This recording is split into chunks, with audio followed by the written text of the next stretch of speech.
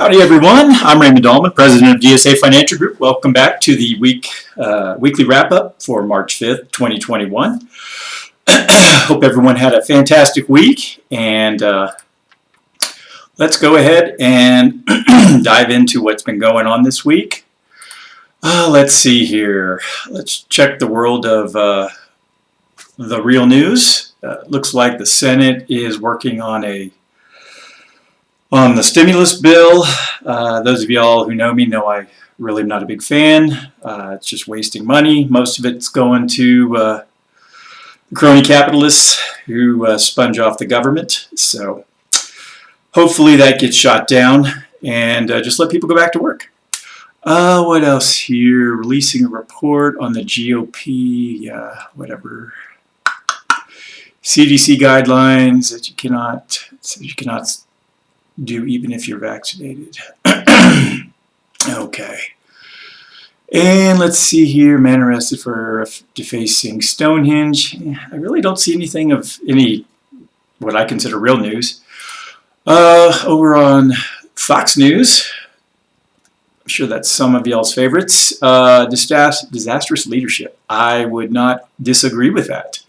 Of course, I would have said that the previous leadership was a disaster too, so I'm in favor of arresting them all and trying them for being war criminals. But anyways, so Trump tears into Biden. Biden gives a press conference. Don't care. Ooh, Megan, that's important. And then this dipshit right here swallows well. Anyways, well, let's go on to the financial news and see what's happening there. So job growth, got some good news there. Job growth is improving, so that's certainly some positive signs. Again, I know I typically dwell on the negative. Unfortunately, that's part of what I have to do is look for the crap out there and see how it's going to affect everybody. So let's see here. Oil prices have been going up. I know I've talked about this quite a bit.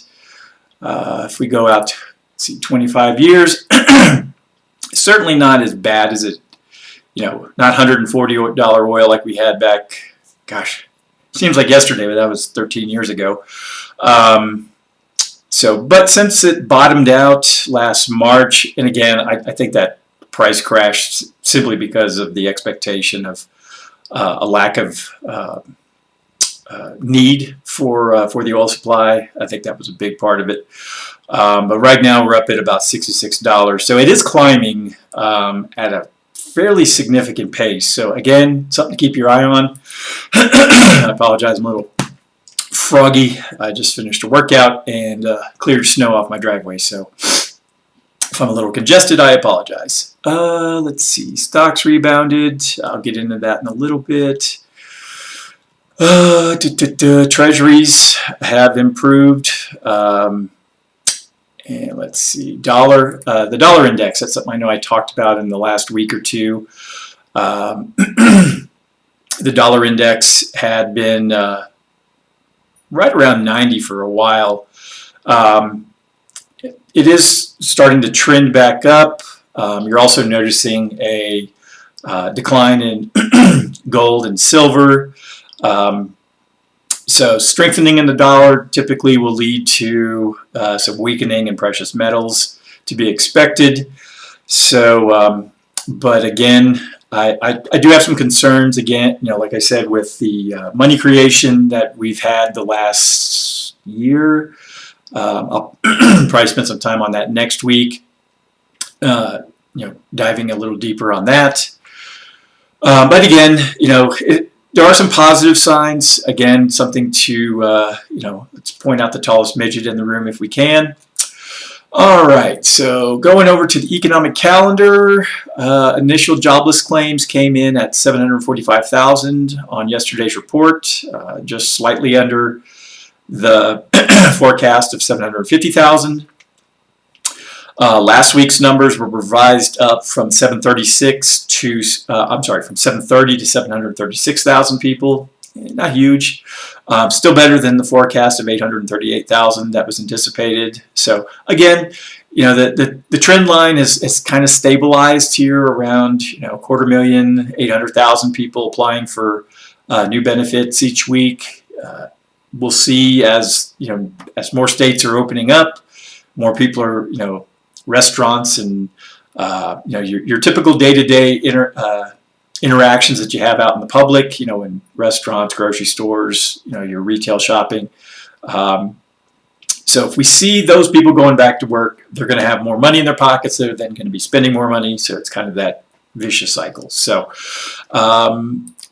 moving on to continuing jobless claims, came in at 4.295 million, and the forecast was 4.3 million. Previously was 4.4. So again, the numbers are looking better. Let's see. Previous numbers were they stayed the same. So 4.419 stayed the same. There was no revision there. And again, we came in under forecast. So like I said, there are some positive lights to look at. The U6 unemployment rate, this is probably what people would call the real unemployment rate. It is around 11.1%. Looks like it's been holding there for the last few weeks, but again, it is still trending in a downward trend. We were in the 12.8, in the 12 range, from October through December. So again, we do see some positive signs. I do want to point those out. It was quite high at its worst last May, about 21%. And if you look back at the previous economic downturns, we were as high as around 17% at the end of, as we neared the end of 2009, starting into 2010. The dot-com bust, we got as bad as around 10%. So it's not awful, but when 1 in 10 Americans that wants to work isn't working, I do see that as an issue. So the regular unemployment rate came in at 6.2% today. The market reacted very positively to that. Forecast was 6.3. And let's see, from the previous month, I don't see that they've really changed any of these. So again, looks pretty good. The economy, with states like Texas, Mississippi. I heard earlier that Connecticut was reopening. It'd be nice if Colorado would follow suit. Granted, where I live out in the sticks, no one really gives a damn. You go into Denver and everyone's an idiot. So, but I have actually some articles I want to talk about that. So. The first article here is, you can get it on LouRockwell.com. I'll attach it in the show notes page. Experimental vaccine death rate for Israel's elderly 40 times higher than COVID-19 deaths. This came out yesterday. So, I'm not planning on getting the vaccine. I'm only 47, and then probably in my age group, I'm probably in the top 10% of healthy people. So I'm not really worried about it. But for older folks, some food for thought. Maybe like I said, I'll attach this in the show notes if you want to read through it. It goes through the numbers as far as those that have been harmed by the different vaccines, and you can sit there and run the math. What makes more sense? Do I have a greater risk of dying from the Fauci flu, or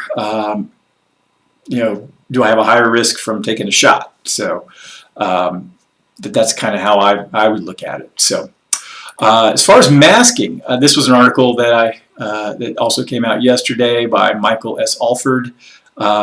Kind of goes through how he came to the decision he wasn't going to wear a mask anymore and his experiences with it. And I, as someone who have not worn a mask in a little while now, I'm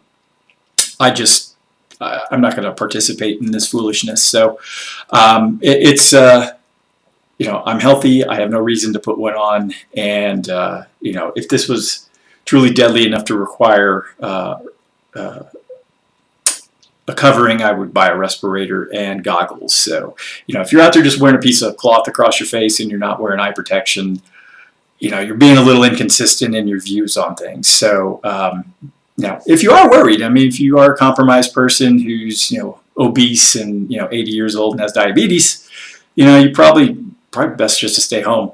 But if you do have to go out, I would probably go get a respirator that you would use for like painting. Because when I was in the military, I had one that I had to wear on a regular basis anytime I had to go work around toxic materials. And there were times that, being a young dumbass, I was too lazy to go out to the paint barn and get my mask. So I would just put my t-shirt up over my nose. And, when you're working with paint strippers and things like that, I learned real quick that cloth does not stop microscopic particles. So that is my skepticism around this, the whole masking thing. So I'll leave it there. I don't want this taken down by the powers that be for being a anti-masker or anything like that. So, but it's an interesting little article. It talks about what he does.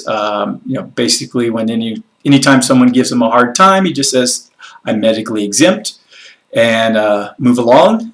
And typically, I have a medical exemption, but also if you go to, I don't know if I have it on handy, but the Colorado mandate had a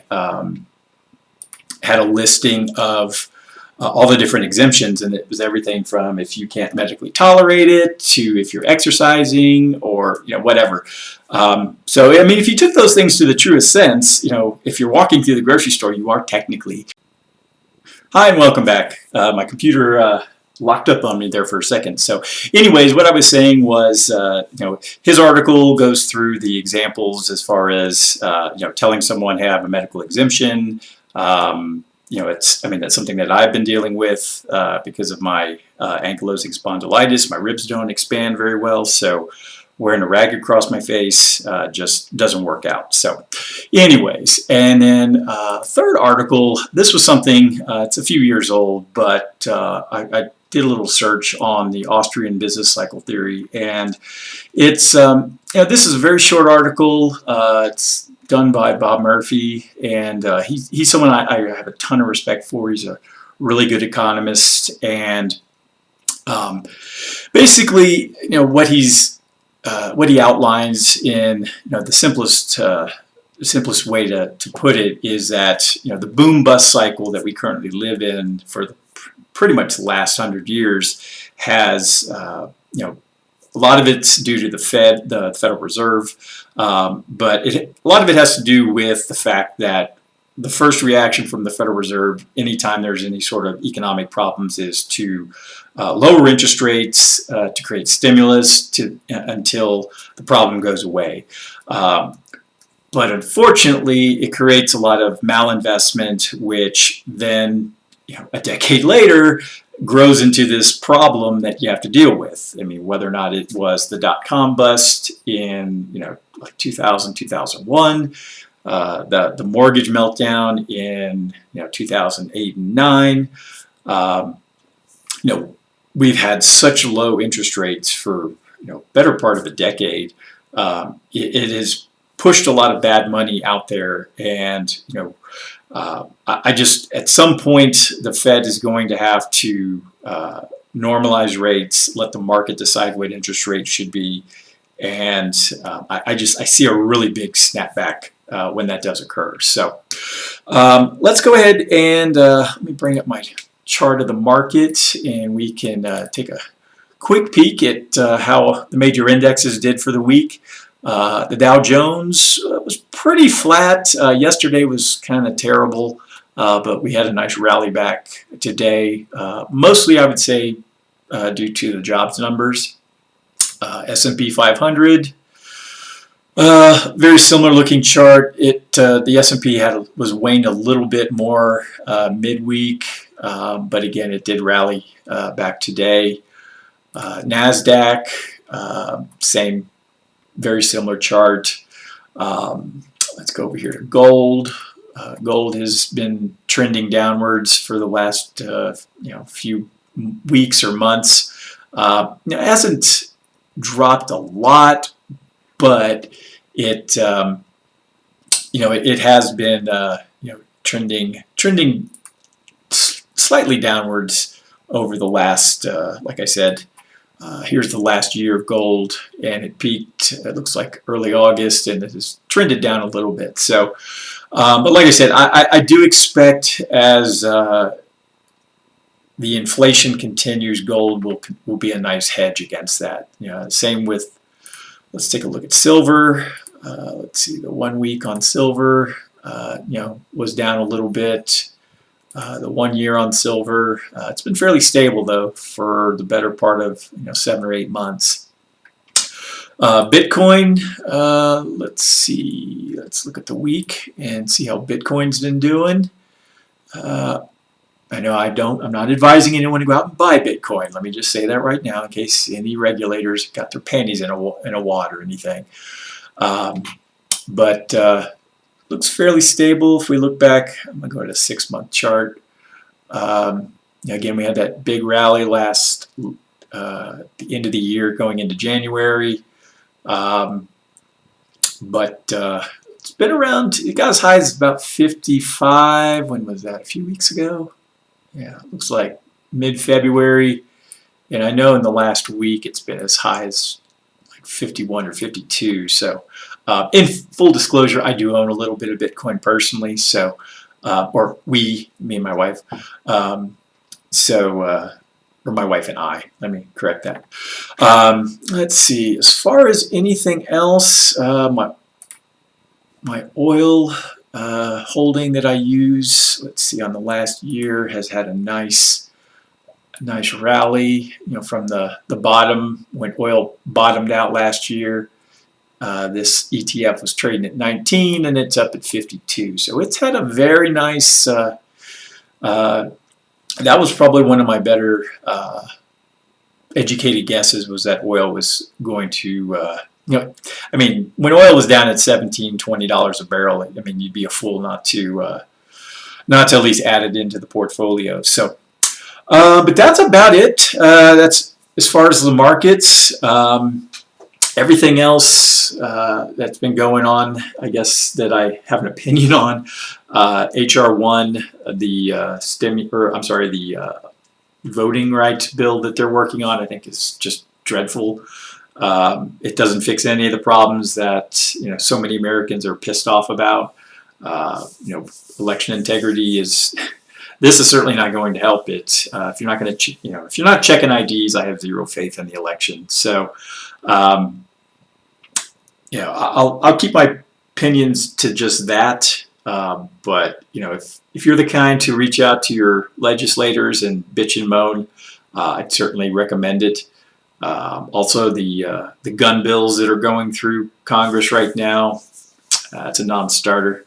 I'm not even gonna give that the time of day because these fools are just itching to start a conflict. And I mean, if folks want to play cowboys and Democrats, they're more than welcome, but it's not going to end well. So I'll leave things there. Hope everyone has a fantastic weekend. If anyone has any questions or concerns, feel free to give me a buzz.